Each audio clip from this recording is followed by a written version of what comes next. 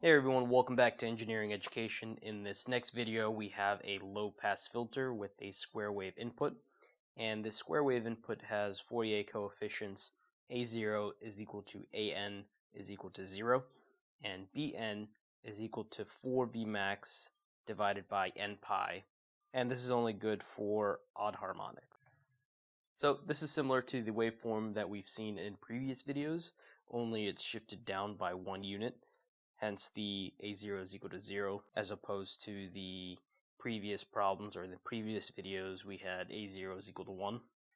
And here we're told that Vmax is equal to plus or minus 1 volt, and that the period here is 1 millisecond. So the problem's asking us to find RC such that the third harmonic is attenuated by minus 3 dB. So, as always, please pause the video and try it out on your own, and we'll go over the answer in a bit. To go about solving this, we need to understand what this minus 3 dB is. So, the minus 3 dB point is also known as the half power point. And I'm going to draw out the Bode plot for this circuit. That's going to plot the output as a function of frequency. So, let's see. We got output as a function of frequency. And this output is going to remain constant at 0 dB up until a certain point. Once it hits a certain frequency, the capacitor will tend to a short circuit. So if you recall, the capacitor at high frequencies is a short circuit, and at low frequencies or DC, it's an open circuit and no current flows. So current starts to flow through the capacitor as we increase the frequency. So this output's going to look something like this, where you'll reach this cutoff frequency, we'll call it FC, and at that point where it starts to taper off and become 70.7% of the input signal, we call the 3 dB point. And here this slope decreases at 20 dB per decade. And so what we're interested in this problem is this FC here, known as the cutoff frequency, or sometimes called the corner frequency, or the breakpoint frequency. Yeah, it's got a lot of names. The 3 dB frequency. We're going to call it the cutoff frequency. So cutoff. And we want to determine this frequency, and to do that, we need to turn to the FE handbook. And here, I'm on page 210 on this version of the FE handbook, so it may be different on yours.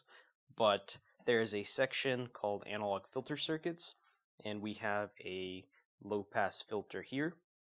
And our circuit, so we have two different topologies here, one with a capacitor and one with an inductor. Ours is with a capacitor here, only we don't have this R2, so we're just going to ignore that R2. And here we are given the cutoff frequency in terms of omega, and it's 1 over Rp times the capacitance, where Rp is this product over sum term here, but since we're not using R2, for us this cutoff frequency is just going to be 1 over R1C. So we're going to write that on the next page. So here, FC, well, omega C is equal to 2 pi FC, which is equal to 1 over RC. So we'll rearrange that. RC is equal to 1 over 2 pi FC. And the thing to keep in mind is that this is for the first harmonic. So n equals 1, or sometimes called the fundamental frequency. But here we are dealing with the third harmonic.